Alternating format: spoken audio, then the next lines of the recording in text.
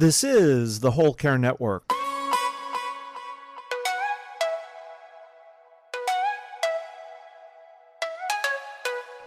Helping you tell your story one podcast at a time. Content presented in the following podcast is for information purposes only. Views and opinions expressed in this podcast are solely those of the host and guest and may not represent the views and opinions of the Whole Care Network. Always consult with your physician for any medical advice, and always consult with your attorney for any legal advice. And thank you for listening to the Whole Care Network.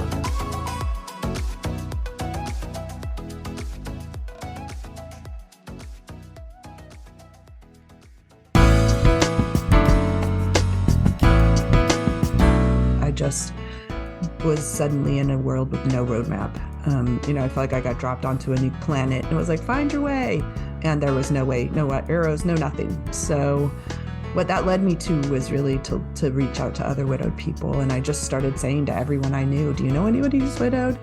It reminds me of that Dr. Seuss book, Are You My Mother? It was like, are you widowed? Excuse me, are you widowed? Hello, hi, are you widowed? This is the Heart of Hospice podcast with Helen Bauer. Michele Neff Hernandez of Soaring Spirits International is here to share how she turned her personal loss into an organization supporting widowed people all over the world. Whether you're a family caregiver or an end-of-life professional, the Heart of Hospice is here to enhance your hospice experience by connecting you with information you can use about end-of-life care.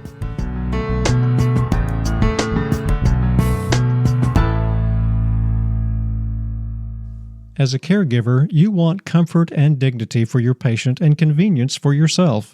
The Quick Change Wrap offers all of that with a life-changing way to address male incontinence.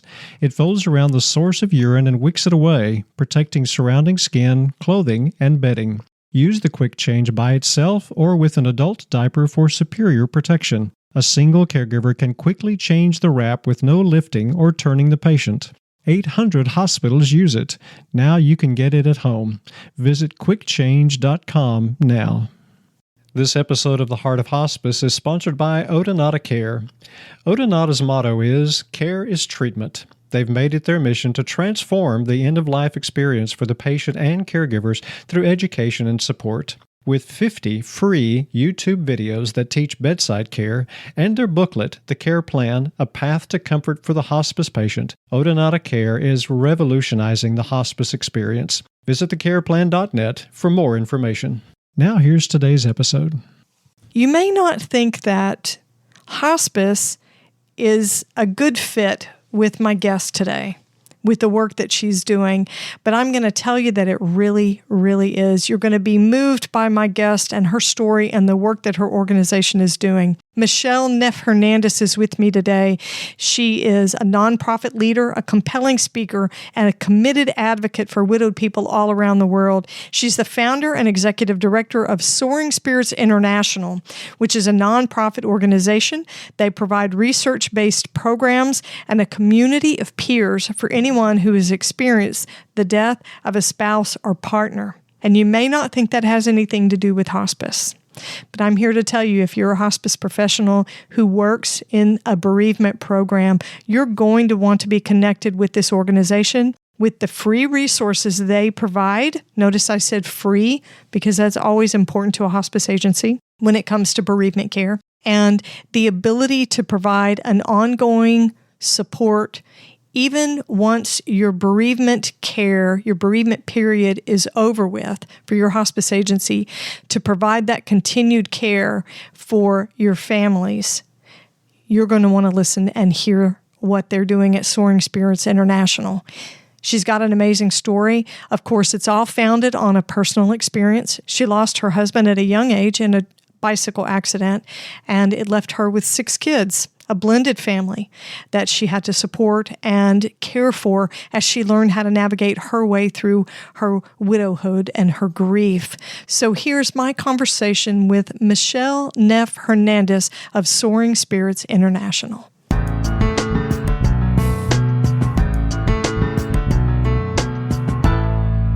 Michele, it's so good to have you on the show. Welcome. I am so excited to be here. Thank you for having me. Well, we had to turn on the recording because we got started talking and had a lot of good stuff coming. So we don't want to lose any of it. We want to capture it. So let's start at the beginning. Best place to start. What was the impetus for starting Soaring Spirits International? What got you started there? Well, as many stories begin, someone died.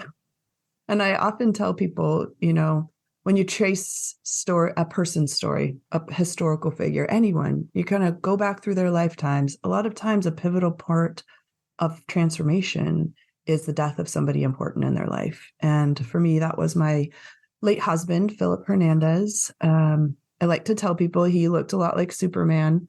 If he was a beautiful Mexican man with the teeny tiniest chicken legs, but on the top, he looked like Superman. He was an athlete, a track coach, and a dad to his 3 kids and a stepdad to my 3 kids, and went out for a bike ride on a sunny late summer evening in 2005 and was hit and killed early in the evening that day. I was called to the scene of the accident from a bystander. I had no idea what I was walking into. Because of his Superman-like person, I expected that getting hit by a car meant that he was harmed, but it didn't ever occur to me that he would die. And so in the early stages of arriving, it became clear that things were worse than I thought. And he died in emergency room less than an hour later. I was 35. He was 39, 2 months away from his 40th birthday. And I had never even thought about the word widowed. I didn't have a single idea what. I remember immediately thinking, like, what am I supposed to do now? Like, are there rules? Are there checklists? Are there, like, how do you do this? And for me, doing this also meant, helping 6 grieving kids. And so I immediately was launched into a world that was completely foreign to me. I was really well supported. I have an amazing family. I had a great support network. We had great friends, but nobody was widowed. And I felt like everybody was looking at me wondering, what do we do now? And I was in the middle thinking, what do we do now?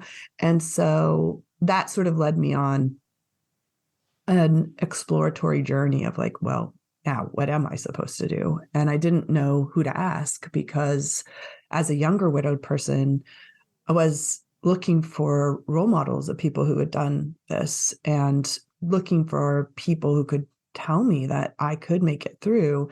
And, I think that sometimes it feels so dramatic when people talk about grief because it feels so intense. And unless you've lived through something that you could feel that intensity yourself, it's like, really, you really didn't know if you were going to survive?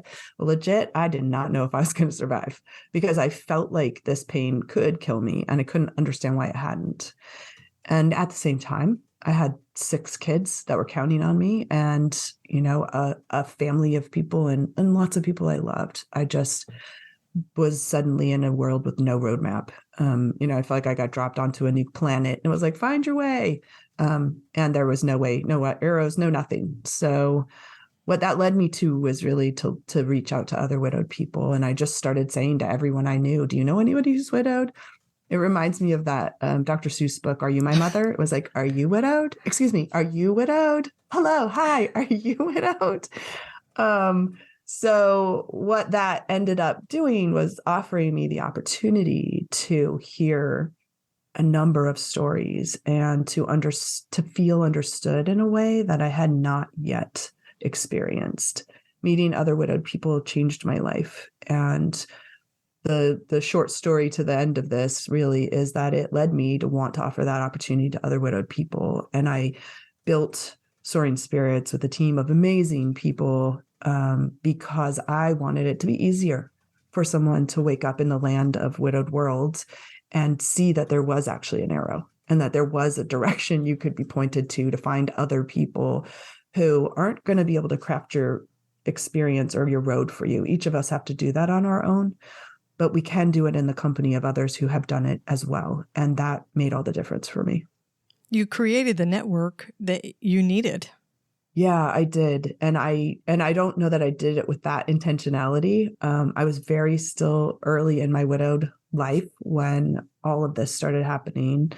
I just felt called to build community. I felt like it was, yes, it was for me, but it was for everyone who was going to come after me, because I kept thinking like, this has got to be easier to find other widowed people, especially because as a younger widowed person going into a group, let's say, and I did look into groups, but no one was raising kids.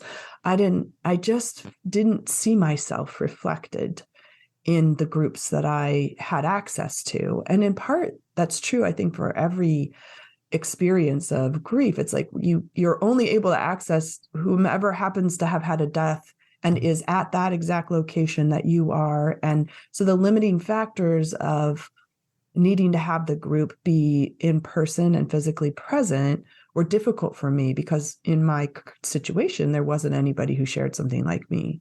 I had to go afield to find that. And when I did, it was like, okay, so Soaring Spirits, for the listeners who are like, what in the heck is she still talking about?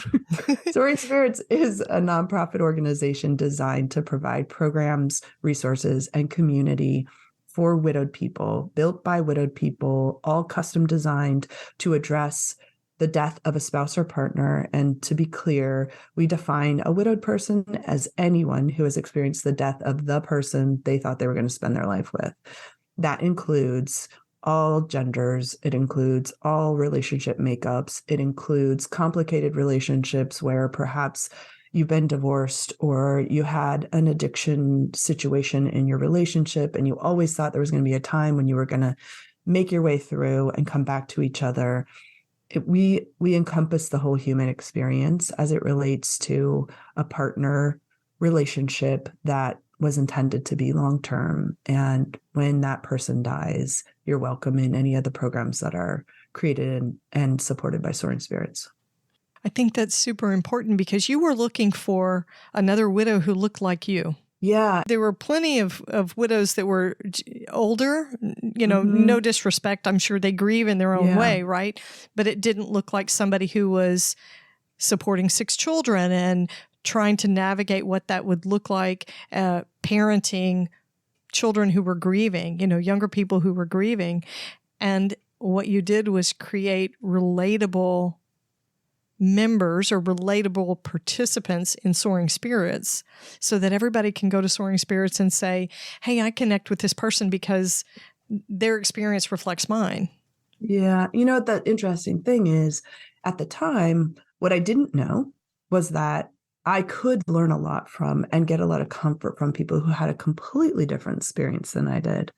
But because it was so new, I felt like I needed to see myself reflected in order to feel confident that I could then find someone who would be able to share their experience with me and I would find it relatable. As you said, what has been so interesting in building this community is to discover that when you bring people together from all walks of life, this is a thing, because especially because grief is part of the human experience and because widowhood is part of the partner experience for most people, you have this opportunity to bring this hugely diverse group of people into a space together. And what's beautiful about it is that as a young widowed person, I can speak to an older widowed person who had their person for a longer time. They were together for a longer time. Their whole lives were entwined in ways that I didn't have the opportunity to do because we had a shorter relationship and we learn from each other. It's a beautiful gift. And at the same time, in any one of Soaring Spirits programs can also, this is a great example. We had a community of people who asked us, could we have a group for farm widowed people? Farm widows, like farmers? Farmers, yes, because when your person died, if the two of you were together farming and you own a farm, now you are the single person in charge of everything about the farm. Yeah. And I was like, well, Sure. And sure enough, there is a table that we put up. It says farm widowed.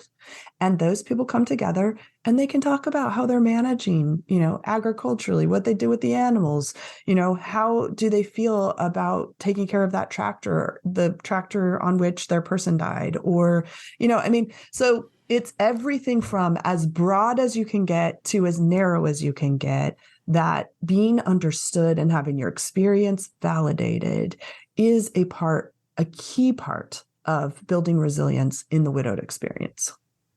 I find that pretty amazing. So anybody can come to Soaring Spirits with their own individual, unique, because every loss, right? Every loss is unique. And they find a reflection, they find those commonalities. We work really hard to make that possible. And, I always like to say, and of course, there's a bajillion different ways that we connect. But what we also try to do is make sure that there are multiple opportunities. So let's say the person comes to me and says, I own a farm. My partner and I ran it together. I'd like to find other widowed people like me. Oh, absolutely. Our team does the best we can to help you find those people. But we will also help you find people who maybe live near you, who are maybe the same age as you, who perhaps were widowed in the same year as you, who, for many people, if they were widowed during the pandemic, maybe not because directly of COVID-19, but because they happened to be widowed at that time by another method, those people also look for each other because it was a crazy time. And the opportunity to mourn was so impacted by what restrictions we had at the time. And so there's a million different things that can connect us. And so what we hope is that people will come to any of our programs and have multiple opportunities from various perspectives around the widowed life experience to be able to find others who can relate to them with whom they can both validate experience and also talk through some of the unique parts of what it's like to outlive your person. You have some unique programs, and there are different types, some remote, some in person. So I'd like to talk about some of those. So let's start with Widow Pen Pal. That's, I guess, not your biggest program, but it was one that I was interested in. Tell me about that program. I'm so glad you picked that one because it's so funny. Honestly, I thought this program would have gone away by now, long, long ago. So it has an interesting history in that one of the people that I met in those early days when I was looking for another widowed person like me is my brother-in-law's cousin. So my brother-in-law's cousin's name is Michele. She's the same age as me.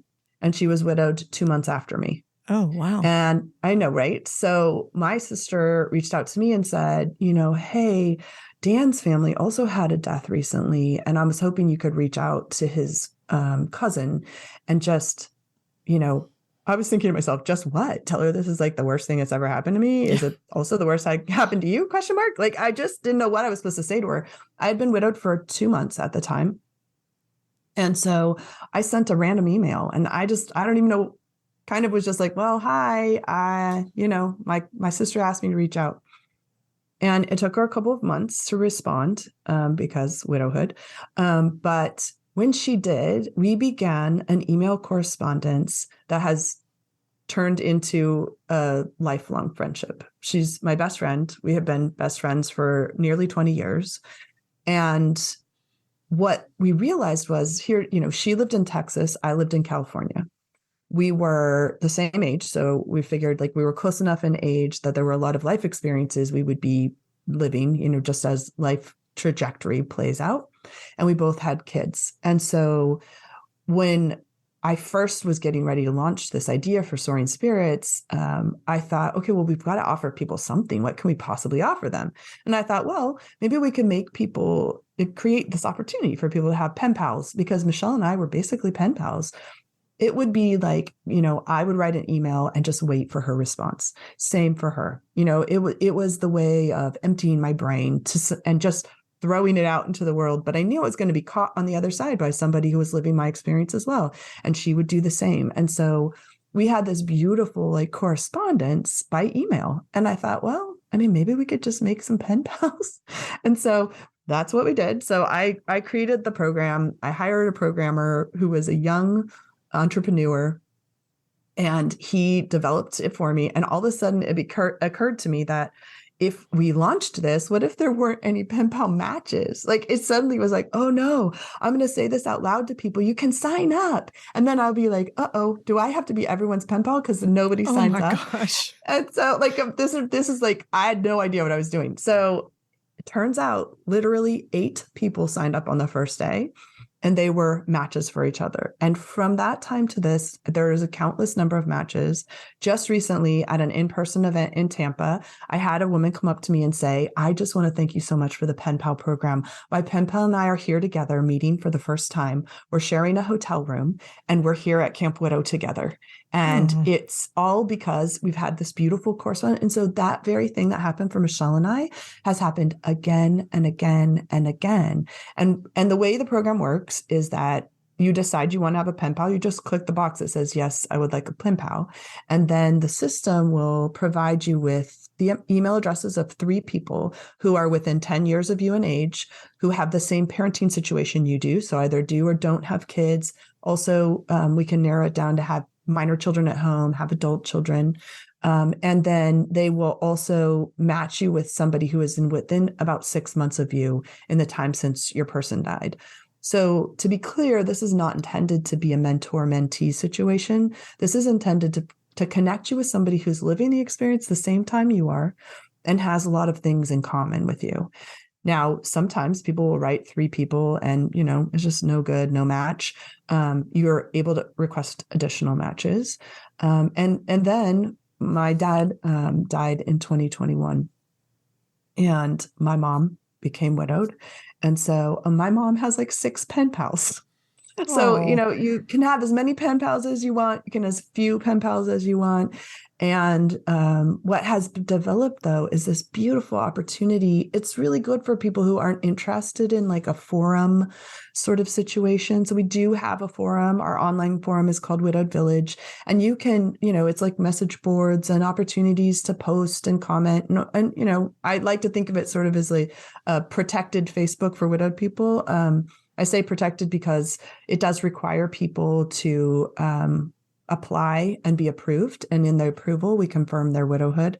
There's a lot of different ways to do that. So we try to be very sensitive to allowing people a huge opportunity for, here's all the ways you could possibly confirm for us that you are widowed. But there's a firewall and you can only be behind and interacting once you've been approved. So but that forum allows that kind of interaction. For some people, that's just not what they want. And I think those people are really interested in the opportunity to connect one-on-one. And that Widowed Pen Pal has, it's been active for 17 years, which is incredible. So it was active even before Soaring Spirits was incorporated as a nonprofit, because it was just like the first thing I was like, well, we could try this.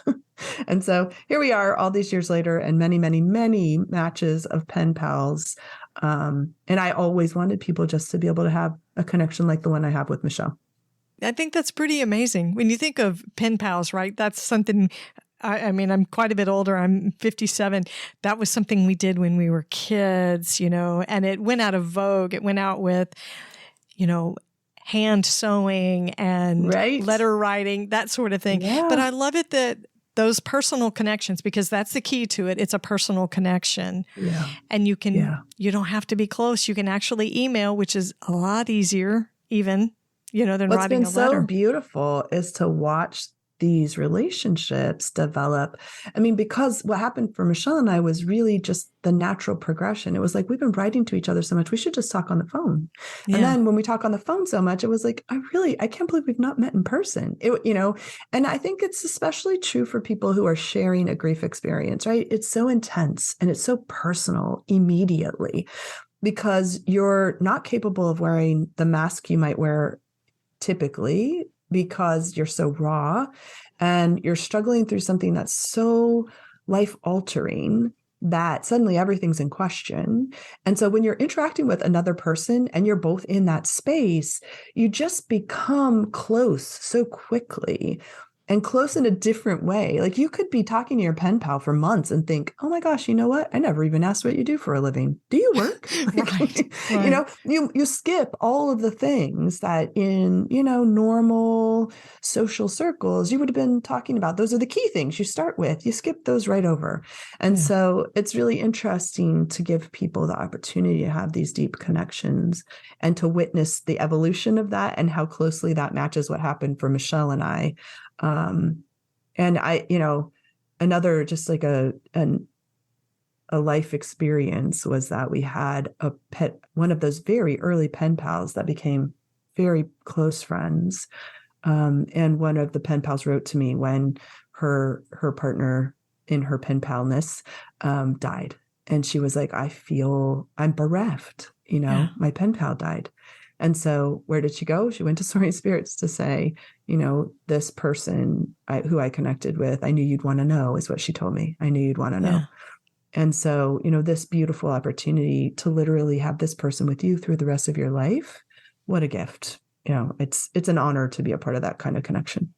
So do you think that people get comfortable in that space writing to each other because some of those expectations of the social things are just set aside? A lot of that stuff doesn't seem to matter anymore because there's a huge elephant in the room that crowds out everything else.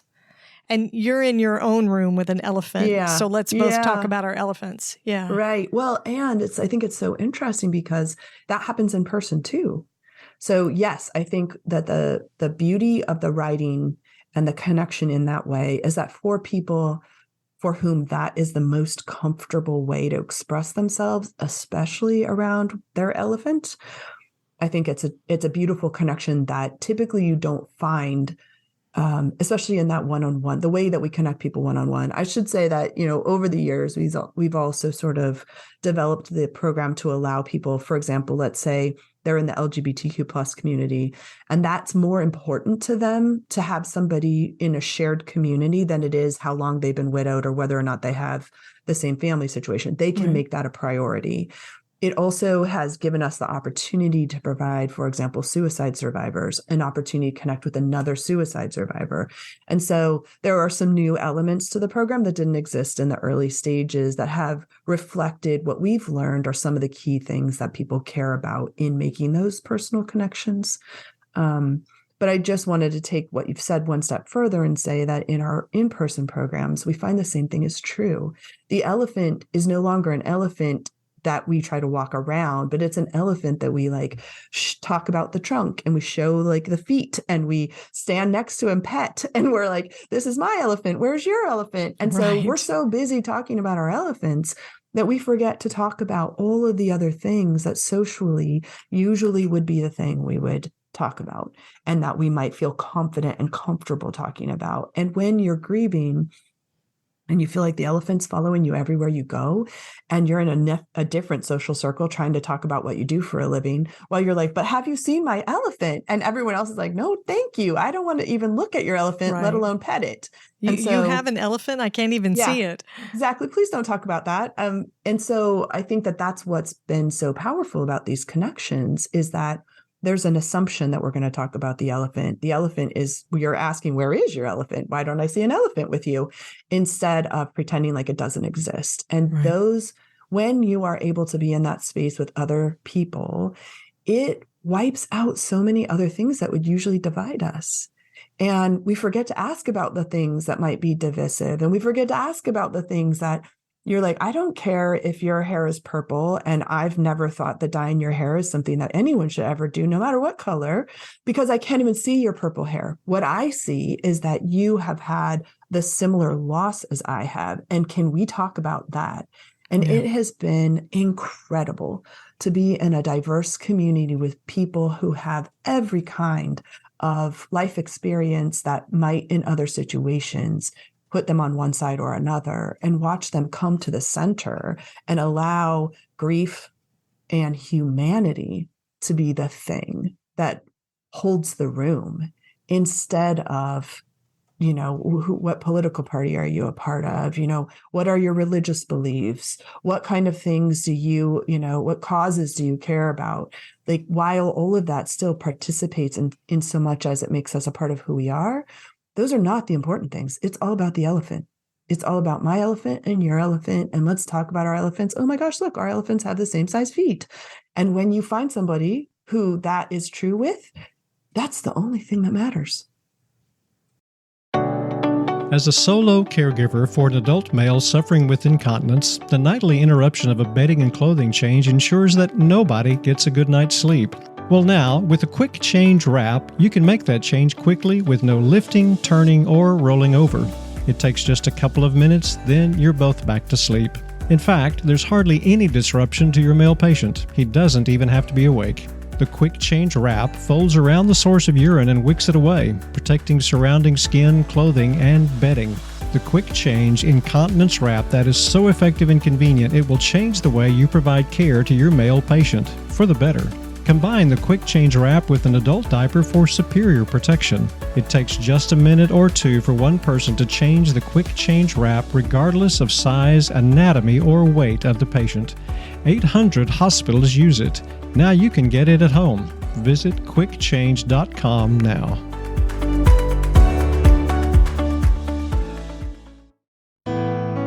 The Heart of Hospice is excited to connect you with Odonata Care. The owners and founders, Nancy Hireman and Brenda Kazire, are experts in end-of-life care with over 40 years combined experience as certified hospice and palliative nurses. They are the hospice care queens. Odonata's mission is to transform the end-of-life experience through education and support. Their 32-page booklet, The Care Plan, A Path to Comfort for the Hospice Patient, empowers patients and their caregivers with valuable information that can be accessed anytime, day or night. Odonata Care also offers a suite of 50 free YouTube videos that teach both bedside care for the public and caregivers, and train professionals new to the practice of hospice. Odonata Care wants to support every patient admitted to hospice care. Their bottom line is caring for the patient, and that's why their motto is, Care is Treatment. Purchase copies of The Care Plan for yourself or your hospice agency at thecareplan.net. Now, back to today's episode.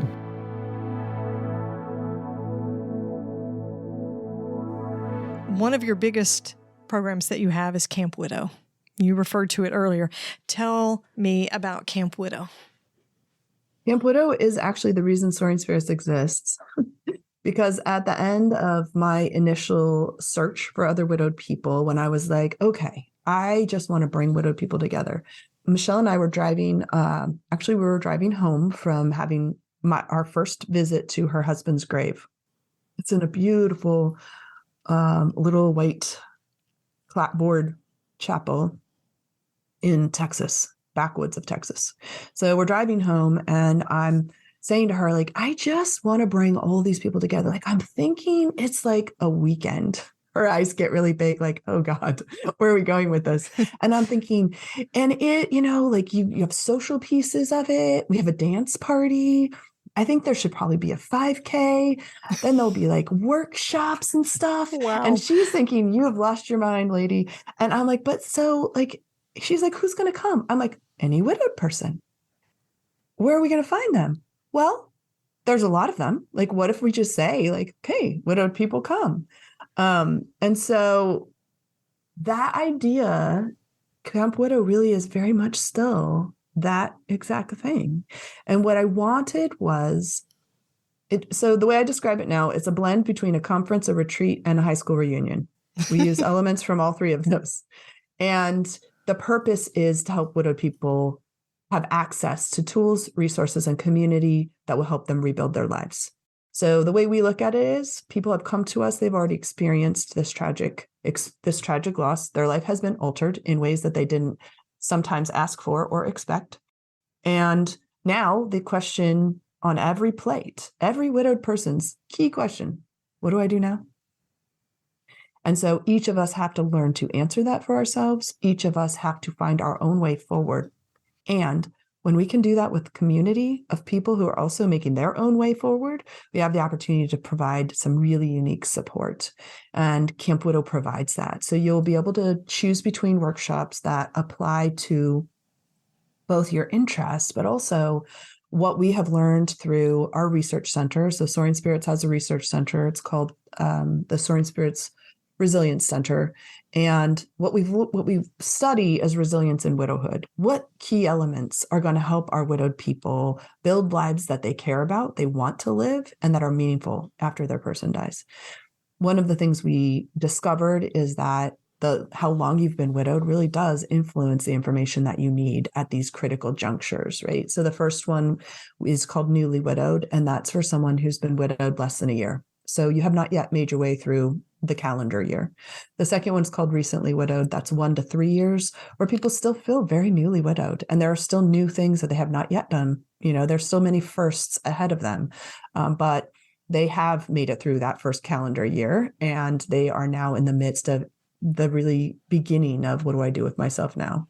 Middle widowed is 3 to 5 years. And those are people who, it's interesting because I just recently got a graph that sort of spoke to the increase of need for support for widowed people at about the 2.5 year mark, almost perfectly intersects with the steep decline in available support.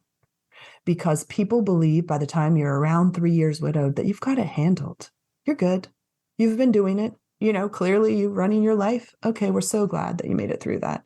Truth is that you're in the midst now of the crisis of, who am I? And now, okay, yeah, I can do this, but I want a life. And I'm not sure how quite to make one. So we call those the middle years, 3 to 5. Then we have seasoned widowed, which is anybody who's been widowed 5 years or more. They're also a super interesting group because if you've been widowed 5 years, definitely everyone around you thinks you're fine. And you may still be in the midst of a couple of things. One, you might still be trying to figure yourself out. Who am I? Where am I? Where am I going? Two, you're probably facing some new life experiences. Maybe kids are graduating. Maybe, you've had a key birthday. Maybe you're retiring. Like all of the things that your person was supposed to be there for is not there for. And now people around you think you're fine. In addition to that, you might be blending a family. You may be welcoming a new relationship. You might be in the midst of trying to figure yourself out while you still love the person who's dead. And also you love this new live person. And you've got to figure out where do they each fit in your life. And so you can see that just those easy descriptions can tell you that what you might need in terms of resources, programming will be different. And so people can come to camp. They will find workshops designed to address the needs of all 4 of those different time frames, we call them. And then there's also the trauma track, which is to address people whose experiences have included significant traumatic loss. That can be, that includes our suicide survivors, homicide, complicated relationships in all the ways, as well as addiction deaths. So those are just a few of the things that are included in the trauma track. And then we also have an LGBTQ plus track, which is designed to address the unique experiences for our LGBTQ plus widowed people. Within the broader scope, we also have our BIPOC group so that people can connect with other people who may be underserved and underrepresented, not only in, across every program, but specifically in grief-related programs. And so Camp Widow sort of designed, it starts on a Friday at 9 a.m. and it goes to a Sunday at noon. And from Friday to Sunday, the transformation that happens for people who attend is truly incredible. You walk up thinking, what in the world am I doing? Why would anybody come to something called Camp Widow, let alone pay money to attend? Why would I do that? And then you see them on Sunday at 11:30 and it's time for us to get them out of the room because the next group is supposed to have our room. And they're like, no, we don't want to go. Don't make us go. Can't we all just stay here at the hotel for the rest of our lives? And so it's really beautiful. It's a beautiful thing. And again, the whole intention, the purpose is so easy to sum up. It's to help widowed people have access to tools that help them rebuild their lives, because you must rebuild your life. There's no question. And even if you built a life that looks exactly from the outside like the one that you were living before your person died, I can assure everyone that you have built a different life, because your person is not physically present and you have to figure out who you are in that space and what you will do with yourself as you move forward. Yeah, your inner self is different. Your inner self is different. Your situation is different, and your access to support is different. And so that's another beautiful thing about the Camp Widow experience. In fact, we just got back from Camp Widow. There are two different formats, actually. One is the weekend long, which I just described. The other is called a pop-up, which is a one-day event. And the pop-ups travel. So we go to different locations or serve different specific groups through our pop-up program. But I just returned from a weekend long camp in Tampa, and one of the campers told me that he has now a text stream with 15 people. And so the 15 of them have created a text group, and they are providing each other support daily. I'm sure probably more than daily, maybe even sometimes hourly, but they have this opportunity now to have been in person.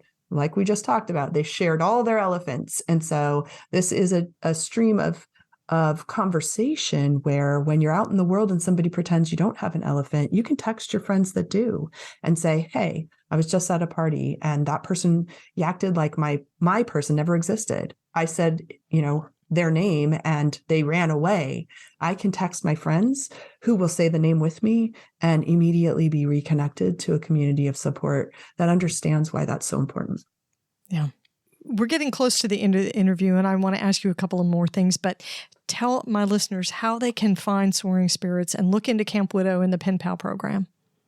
SoaringSpirits.org will find you all of the things. We do have a lot of websites. So start at SoaringSpirits.org. It will take you to the Camp Widow website. It'll take you to the Widowed Village website, which is where you'll find Widowed Pen Pal. It also will give you an opportunity to see a library of books that have been suggested by our many, many community members. There's a document center there that gives you an opportunity to have a lot of different information easily shareable. All of our documents are downloadable for free. And so you'll find a plethora of resources there. And I do want to also mention that there are resources that are valuable to any person, not just widowed people. And the reason I bring that up is because I think that for so many of us who have supported a widowed person in our life, I'm speaking now personally about my mom. It's like when somebody you love becomes widowed, the intense need to help, right, is like so on right at the top of it's like you feel it on your skin. I want to help you. How can I help you? Especially because the problem can't be solved, right? The person is dead and there's nothing that's going to change that. And so I encourage people who know someone who's widowed to check out the resources of Soaring Spirits, because we will give you the opportunity to provide some support and to point them in a direction where they can find their people. And I promise you that if you are the person who connects them to their people, they will never forget that. And they will be endlessly grateful for the opportunity to have been connected, and you get to be the connector. What a great thing. Awesome. I will have a link to your website in the show notes, but I want to leave the listeners with one last question and some insight from you, because the key to all of this is storytelling. Your work at Soaring Spirits International came out of your story. So if you could go back in time and give yourself some advice to who you were as a newly widowed person, what would you tell yourself? I love this question because, first of all, my answer is funny. I would just tell myself to revel in this time. And I think that people might want to just sit back with that for a second. And the reason I say that is because I was really in a hurry to get done. I wanted to make my way through the grief experience. I wanted, it's funny. I wanted and now provide a checklist. So Soaring Spirits does have a checklist. It's not the one that I thought I would have created at the time, but I really wanted someone to say, here, do it this way. Here's how you do it. I had to learn for myself, of course, that we're all going to do it our own way. But in my desire to have a checklist, my really overriding desire was to get through this as quickly as possible. If I had had a checklist, I would have rushed through even one of them, every item, so that I could have checked them all off. And the truth is that you are only newly bereaved one time. With every new experience of grief and death, you grieve a person in that new phase only once. And I rushed through grieving Phil in those early days because it hurt so much. And so I like to give people this advice. First of all, be gentle with yourself and allow yourself the time to be newly bereaved and to be in that pain, because you won't revisit it that way ever again. And though it is so painful and so scary to feel like maybe you'll never get out of it, if you can surround yourself with support and I know that some people don't have immediate access to support. One of the reasons why Soaring Spirits exists is to provide that support for people who maybe don't have the kind of support that I was fortunate to have at the time. But allow yourself this time, because you will never get it back. And so you're becoming, and in the becoming, whatever you're going to be next, it's painful and it's scary and it's messy and it's all of the things. The more kindness and grace you can give to yourself, the better. And also make space for it, because the mess is necessary to discover who you're going to be next. That's good advice. Good advice from somebody who knows. Michele, thank you for being so transparent, sharing your story here today, sharing the work that Soaring Spirits International, 15 years old this year. Yay. Big year, yeah. Big milestone birthday. Big year for us. Yeah. So thank you for talking with me. There's so many people who can relate and connect with your experience, and I'm so glad and grateful for the work that you're doing. Thank you so much. And I appreciate so much what you guys are doing. So, getting the help to people by sharing in this way is so powerful. Thanks so much for having me.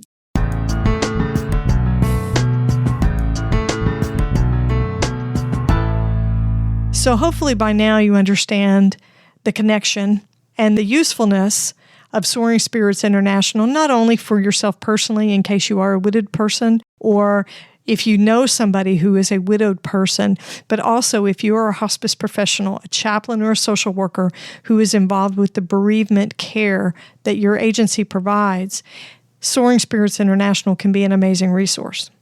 So through Michele's personal story, losing her husband Philip in a bicycle accident, she began to look for other widowed people because she needed to know, what do I do now? Which is probably the universal widowed question. What am I supposed to do with this? What do I do now? She found herself with no roadmap, and she said she was looking for the checklist. Where's the checklist? How do I know how to do this if I don't have my tasks laid out in front of me?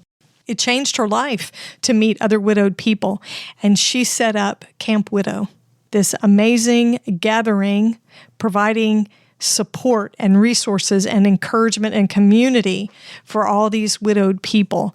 And Soaring Spirits International offers support to anybody who's lost the person they thought they would spend the rest of their lives with. So widows come in all different shapes and sizes and length of time. That's one of the important things that she said that really stuck with me. People who have been widowed for 4 months, people who have been widowed for 14 years. All still navigating widowhood. Having similar losses helps widowed people express their experiences with one another. No matter how different they might be otherwise, they're able to find common ground in that widow experience. So Camp Widow is a combination of conference, retreat, and high school reunion, which to me sounds like there's rest and relaxation, some fun, some learning opportunities, networking and connection and support.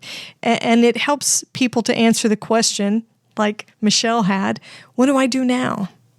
I really found Michele's advice to her newly widowed self very interesting. And I think at first I misunderstood it. I misunderstood what she was saying, but as she explained it, it made sense. She advised her younger self to sort of revel in the experience. And my first impression was to find joy somehow in it. And I misunderstood what she meant. What she meant was be immersed in it. Allow yourself to sit there, however painful that might be, because it's not going to come again like that. The grief will change. Your widowhood changes. You move through life events and the changes that are inevitably going to happen. So sit there with the intensity and the enormity of those emotions and that grief experience.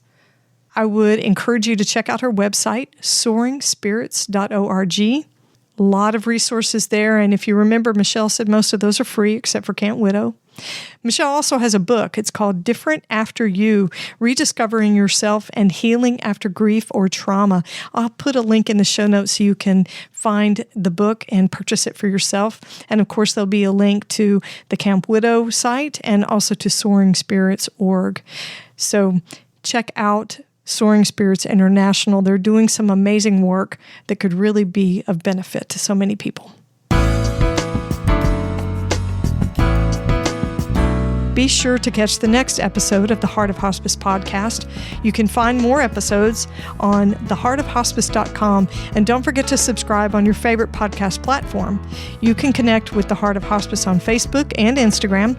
Send your questions or comments by email to me at helen@theheartofhospice.com. And remember, no matter who you are or where you are in your hospice journey, you are the heart of hospice.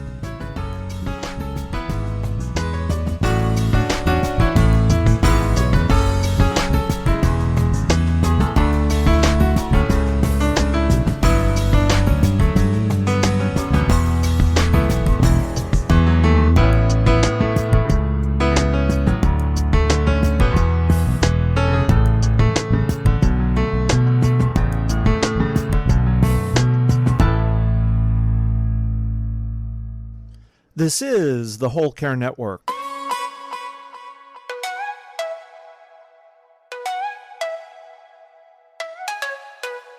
Helping you tell your story one podcast at a time.